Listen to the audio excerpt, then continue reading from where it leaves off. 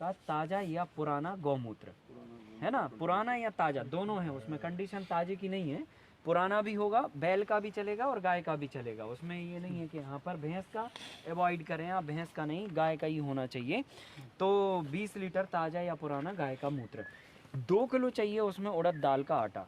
अब इस वाले में हम है ना कोई और आटा यूज़ कर लें, क्योंकि और आटे में क्या होती है ना, सड़न होती है, कोई भी जो आप आटा यूज़ करते हो उसमें सड़न, उड़द की दाल का आटा फर्मेंट करता है ना, तो फर्मेंटेशन में क्या है ना, माइक्रोब्स जल्दी इन्हांस होते हैं एकदम से। तो उड़द दाल का हमको आटा चाहिए 2 किलो, 2 किलो चाहिए हमको गुड़, ठीक है, और 2 किलो इसमें डालनी है आपको मस्टर्ड केक, सरसों की खली।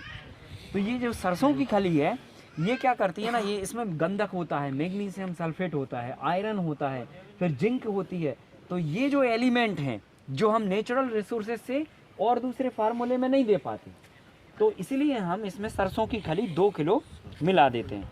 अब हमें क्या करना है, या तो आप इन सारी चीज़ों को अलग अलग पहले पानी में घोल लो, ठीक है, और नहीं तो क्या करो, आप सारी चीज़ों को एक टैंक में डाल दो, पहले 20 लीटर गौमूत्र डालो उसमें, फिर उसी में 2 किलो उड़द की दाल का आटा डाल दो, 2 किलो गुड़ डाल दो, 2 किलो तुम्हारा ये सरसों की खली डाल दो, और 20 किलो गोबर डाल दो, और सबको अच्छा बढ़िया घोल बना दो। फिर उस घोल को 5 दिन तक कपड़े से मुंह बांध के रखना है आपको, ठीक है, कपड़े से मुंह बांध के रखना है, और फिर 5वें दिन के बाद में इसमें खूब ज़्यादा पानी मिला लो, 1000 लीटर 2000 लीटर, और फिर इसे घुमा के वो पूरे खेत में आप दे दो पानी के साथ घोल के। ये ड्रिप से नहीं चलेगा, स्प्रिंकलर से नहीं चलेगा, इसको आपको वैसे देना पड़ेगा, कैसे, बहा के देना पड़ेगा। तो हम क्या करते हैं, अभी बहा के देंगे तो क्या है, अभी मटेरियल कहीं बनाया, खेत कहीं पर है, और वो बहा के पता चला फिर हर बार जब भी दो फिर पानी दो बहा के भी। अच्छा, अब अपने पास इरिगेशन सेटअप है, पता चला ड्रिप का, तो इसको अलग से कहाँ बहाओगे आप, है कि नहीं। तो हमने क्या किया, इसके लिए एक सिस्टम बनाया, वो सिस्टम हम आपको दिखाते हैं। एक 10,000 लीटर का टैंक है हमारा।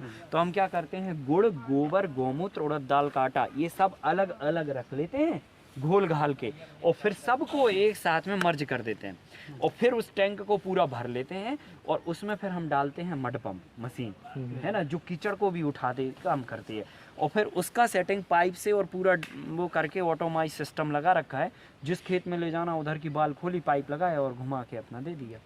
तो वो बहुत सिंपल प्रोसेस हमने मतलब बनाया है, तो वो हम आपको एक्सप्लेन करेंगे, अभी दिखाते हैं। अभी इसमें हम आपको बता दे रहे हैं क्या क्या चीज़ें, अपना गोबर और गौमूत्र उधर है, और 3 चीज़ें यहाँ पे हैं। तो ये अपनी सरसों की खली है, देखिए ये ऑलरेडी डालने के ये उड़द दाल का आटा है, सरसों की खली शायद उसमें है मस्टर्ड के, ये डालने के बाद ही जो है ना ये फर्मेंट होना चालू हो गई है ना। ये देखो, ये पूरी जो है ना, अभी इसको गोबर के साथ में जैसे ही रखेंगे ना, ये देखिए जो फसूकर आ रहा है ना फैन, ये बेसिकली जो है ना बैक्टीरिया इसमें मल्टीप्लाई हो चुके हैं, और ये सांस ले रहे हैं, ये बबल्स आ रहे हैं ना जब एयर के, ये एयर ले रहे हैं, वो सांस ले रहे हैं, इसलिए वो मतलब बबल्स आ रहे हैं उसके। तो ये पूरी तरह से ऑलरेडी ये खुल गया है अपना ये मटेरियल पूरा, जैसे इडली डोसा में डालते हैं फर्मेंट हाँ के लिए। बराबर बराबर बराबर, एक दिन पहले करना था। हाँ। अच्छा, इसमें आप वेस्ट डिकम्पोजर भी बना सकते हो इसी में, इसी फार्मूले में क्या करिए, सरसों की खली हटा दीजिए, और 1 किलो आप ईस्ट डाल दो आप इसमें, हाँ, और उसको सबको मिला के 24 घंटा रखना है, और वो फिर आपका वेस्ट डिकम्पोजर बनेगा प्योर, है ना। कितना ईस्ट कितना डालना है? ईस्ट अपन डालेंगे 1 किलो, तो वो वेस्ट डिकम्पोजर बन गया। 24 घंटा हाँ हाँ, नहीं वेस्ट खमीर बोलते सरसों की खली हटानी है, हाँ, बाकी पूरा सब क्या हो गया खमीर सर, ये देखिए इसको और क्या बोल सकते ये गुड़ है, अपन ने खमीर, लगभग खमीर, ये खमीर, 3 एकड़ के आसपास का डोज बनाया है। जो ब्रेड वाली बनती है ना ब्रेड फैक्ट्री, हाँ, एक दवा मिलती है, इसमें पानी का मात्रा वो ऐसा अलग कुछ से है मिल जाता है नहीं। बाजार में। खूब है पानी, अपनी मर्जी से भी मिला सकते हैं, जितना मतलब वो पेस्ट बनने पे आ जाए हाँ। वैसा। खली है ना, तो ये सारे कितना एकड़ के लिए ऐसा कुछ है नहीं, जो हमने आपको डोज लिखाया वो 1 एकड़ का कॉम्बिनेशन है, 1 एकड़ का। वो 1 एकड़ का कॉम्बिनेशन है एक बार देने के लिए, ठीक है ना। अभी अपने पास देखो, अपने कैसे अपने आप फंसू कर रहा है ना ये खली, हाँ, ये नहीं, ये उड़द दाल का आटा है, सरसों की खली इसमें है, गुड़ इसमें है, गोबर और गौमूत्र उधर पे है। अब हम क्या करेंगे, इसको सबको टैंक में पटकेंगे, तो पानी में ही मिलाइए। पानी में ही धोना है खली को भी। हाँ, खली को भी पानी में इसको धोना। गौमूत्र में 5-7 मिनट रख दें तो हो जाएगा ये? हाँ, सबको एक साथ मिला के भी रख सकते, पर डिपेंड क्वांटिटी आपकी कम हो। अब हमारे पास ये 3-4-5 एकड़ का डोज इकट्ठा बना देते हैं, तो वो क्वांटिटी थोड़ी ज़्यादा ले लेते हैं, है ना। अब देखो, आपको चलाना भी दिखाएंगे, उधर मिक्सिंग करके कैसे उसको इम्प्लीमेंट करना, पूरा फील्ड तक ले जाना। तो ये मटेरियल को अब अपन वहीं ले चले, पहले इसको टैंक में डालो आप लोग, ये सामने वाली टैंक में, ठीक है। और फिर ये टैंक खाली करके पहले इसको आधा करके ले चलो, तो इसको डालते हैं फिर वहाँ पे। तो ये सारी चीज़ अलग-अलग भी रखें तो भी अलग अलग भी रखें तो भी कोई दिक्कत नहीं, सबको मिला के रखने से ज़्यादा अच्छा होता है। 8-10 मटके काट दिए सर मैंने, सबकी अलग रख सकते हैं। अलग रख ये तो नहीं जाना पड़ेगा, ये नहीं। हाँ, ये सरसों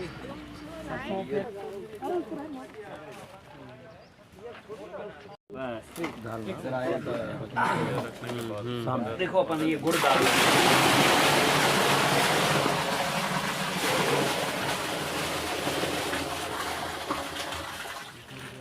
साफ पानी से धोना पड़ेगा। जमीन पानी लाओ, मोटर चालू किया है। हाँ, मोटर भी चालू कर लो, इसको भर हाँ हाँ देख कर देते हैं, इसको हम देख कर देते हैं। ये अपनी उड़ा दे। अंदर ना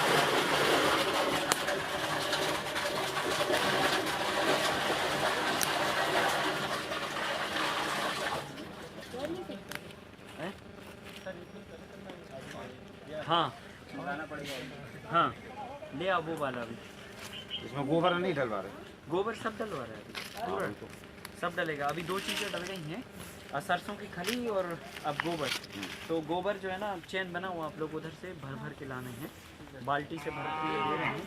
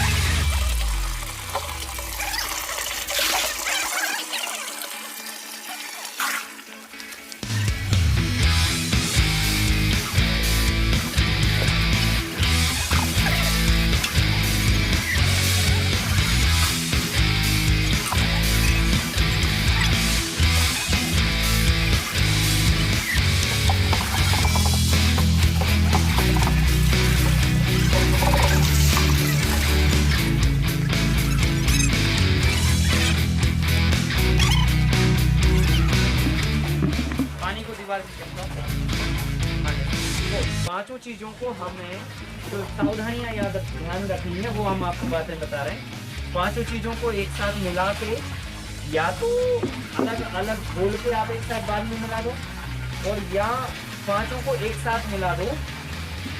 इतने बड़े टैंक में ना मिलाओ, क्योंकि इसमें आप 20-25 किलो चीजें मिलाओगे तो कहाँ रह जाएगा, उसकी वो नीचे की जो तरी है वही नहीं हो पाएगी।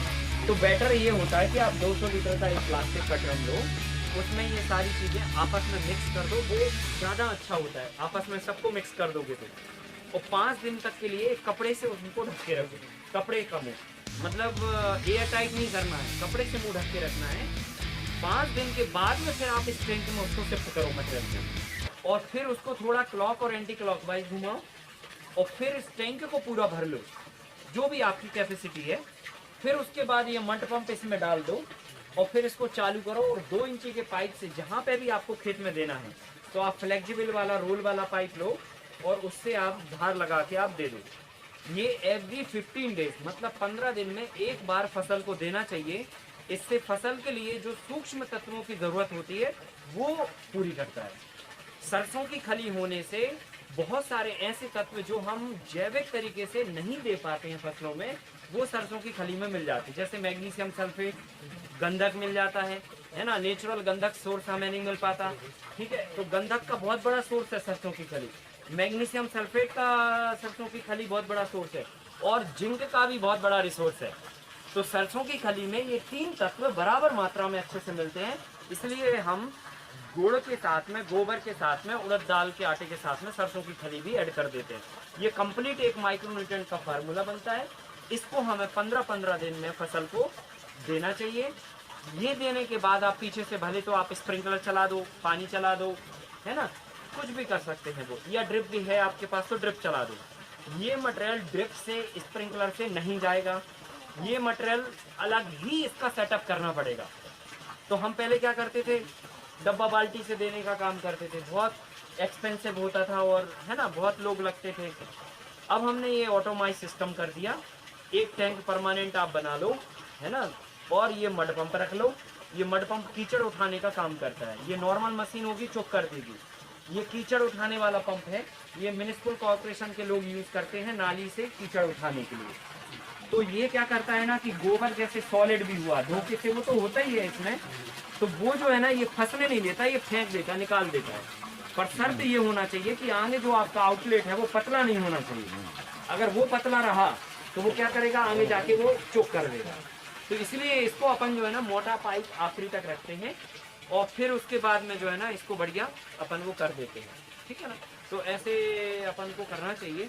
अभी जरा चेक करो, इसमें 3 फेज की लाइट है क्या? ये साथ सभी फसलों में दे सकते हैं। हाँ, नहीं यहीं पे इसको हम आपको चालू है, हाँ, तो आपको हम चालू करके भी इसको दिखा देते हैं। ये मड पंप देखो अब क्या हो रहा है, हमने गोबर को घोला नहीं, लेकिन हमने क्या किया, ये करके मिक्सचर बना के और इसमें डाल दिया। अभी देखो ऊपर ऊपर आ रहा ना, ये जो गोबर की ढेली बनी है ना वो हमें निकाल लेना है, ये ध्यान रखना। तो ये जो टोकरी रखी है ना, जब हम पूरा टंकी भर देंगे यहाँ से, तो इसको हम टोकरी से ऐसे ऐसे करके अलग कर देंगे, और ये हम अपना हार्ड कंपोस्ट वाला मैटर है उसमें डाल देंगे। नहीं, हाँ उसमें ना जाए, क्योंकि ये एक्चुअली क्या है ना, जैसे अभी ये 10-12 जाके पाइप में कहीं जमा हो गए होंगे। अब पाइप है 4000 फीट लंबा, इतनी रोल फोल्डिंग है, कहीं पे भी जाके रुक गया तो दिक्कत करेगा ना। इसलिए अपन क्या करते हैं, इसको हटा लेते हैं। तो जब आपका टैंक भर जाए पूरा, तो आप टोकरी से या कोई जालीदार कपड़े से भी आप उसको ऐसे करके हटा सकते हैं। चलो डालो यार, ये टैंक डालो इसमें। सर इसको पहले 5 दिन तो एकदम बाद में बड़े वाले हाँ फिर आप चलो रस्सी पकड़ लीजिए। नहीं, फिर तो आपने 4-5 दिन के बाद इसमें मिला दिया, फिर नहीं रखना, फिर तो तुरंत आप डोज बना के तो ये वाला 5 दिन रखा हुआ है। हाँ पहले वाला 5 दिन रखना, वो डोज बना के, ज्यादा गहरा नहीं डालना। मेरा तो इतना बड़ा नहीं है सर, तो पानी ज़्यादा नहीं मिला, गाढ़ा ही दे दो। हाँ चलेगा, ज्यादा नीचे नहीं करना, बस थोड़ा ही थोड़ा।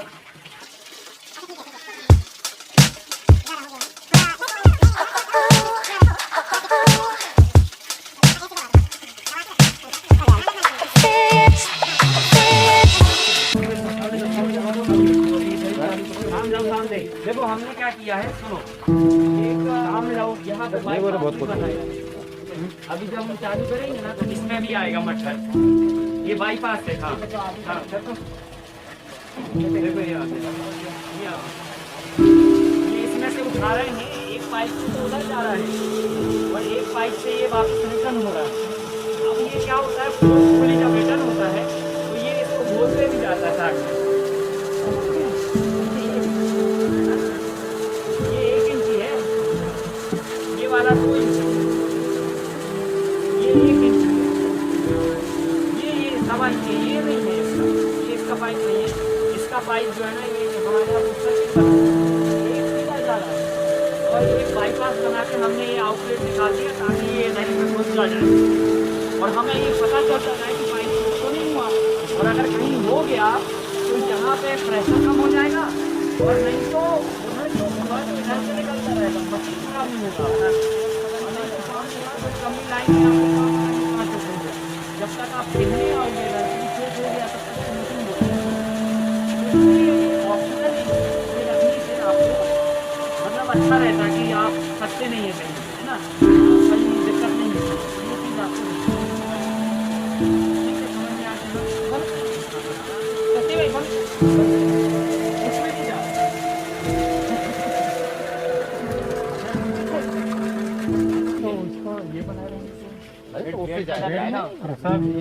आपको क्या करना है, सुनो समझिए, वहाँ पे ड्रिप लगी, स्प्रिंकलर लगे, आपने तो ये वाला रोल वाला पाइप लिया, लच्छा बनाया, ये चालू किया, अब रोल पानी और हाथ में आ गया आपके वो मटेरियल। अब आप चाहे ऊपर से यूं करो और चाहे नीचे धार दो, वो आपके हाथ में है ना। आप तो ये रोल वाला पाइप पकड़ो और इसको पकड़ो और बस लाइन में आप चले जाओ, नीचे धार करते हुए बाहर सॉल्व करे क्या करो उसको, क्योंकि अच्छा हाँ एक बात और, इसको कभी भी पंप को जैसे अभी हमने चालू किया इसमें ही नहीं छोड़ना आप, ये ध्यान रखना। आप हमेशा या तो पूरा टैंक खाली कर लो और थोड़ा सा साफ पानी इसमें से चला दो पहले, और नहीं तो फिर टैंक को जो 200 लीटर का अपन ने टैंक में जिसमें सॉल्यूशन बनाया था उसमें आप साफ पानी भर लो और ये पंप निकाल के साफ पानी के टैंक में डाल के और एक बार 1 मिनट उसको चल जाते। हाँ तो क्या होता है कि ये कभी जाम नहीं होता, नहीं तो क्या गोबर में बहुत रेसे होते हैं। अब जैसे हम 10 दिन नहीं चलाए मान के चलो, पाइप में जो मटेरियल भरा है वो धीरे धीरे धीरे धीरे धीरे उसको सेट कर देता है। अच्छा गोबर में क्या होता है ना, वो होती है वो तुम्हारा वो रहता नहीं, रेसे के साथ में बॉन्डिंग एजेंट होता है। हम मिट्टी पे जो लेपते हैं ना तो वो मिट्टी को क्या है ना सीमेंट जैसा बनाता है, तो वो चिपकाने का काम करता है गोबर में। तो उसका ये नाम याद नहीं आ रहा, वो मटेरियल होता है इसके अंदर, प्रोटीन नहीं, प्रोटीन नहीं, वो अलग चीज है, क्या बोलते हैं जो भी हम ध्यान नहीं आ रहा, ठीक है, पर वो होता है। तो वो क्या है ना इसके अंदर जाके सेट हो जाएगा और फिर सेट निकाल काली तो पूरा फैला है